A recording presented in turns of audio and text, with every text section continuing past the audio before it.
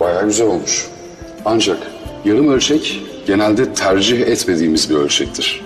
Çizimlerde ölçümün yarısı olduğu için genelde kafa karıştırıcıdır.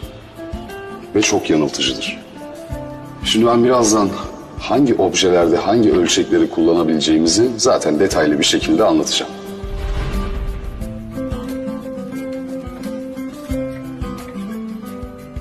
Nasıl da yakışmıştı ama kürsüye. Neyse ki benim hem hocam hem kocam.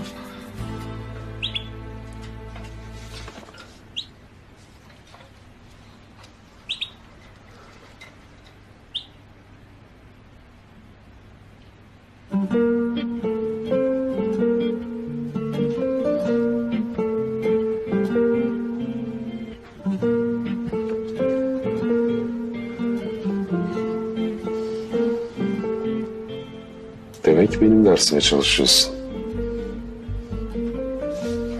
Mecburen. Bu dersin hocası biraz işgüzar da. Yani diğer hocalara pek benzemiyor.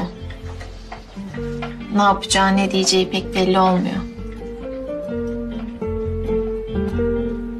Çalışıp hazırlıksız yakalanmamak lazım.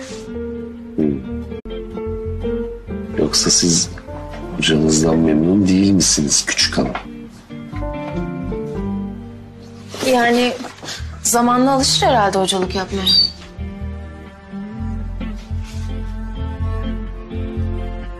Ama benim asıl anlamadığım neden böyle bir şeye kalkıştı. Kendisi hala sebebini tam olarak açıklamadı da.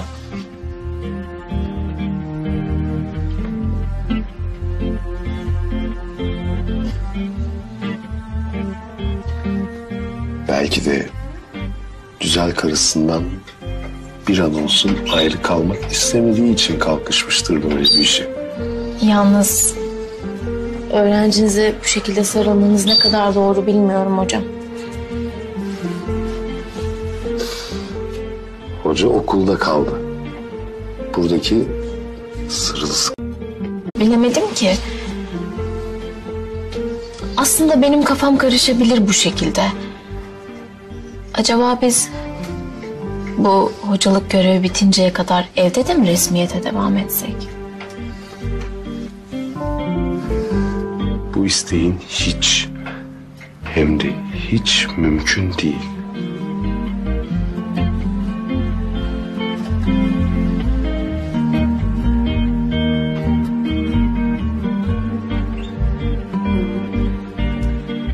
Neyse ben diğer odaya geçiyorum. Burada çalışamayacağım belli ki.